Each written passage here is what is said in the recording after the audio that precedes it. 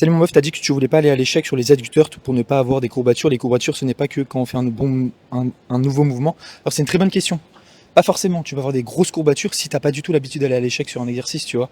Genre moi les adducteurs, je savais que je gardais des petites répétitions en réserve et le fait, enfin si je vais à l'échec du jour au lendemain, c'est sûr que j'aurai des courbatures. Après ça va, c'est pas la mort, tu vois. Je vais pas avoir des méga courbatures comme si j'avais commencé le mouvement.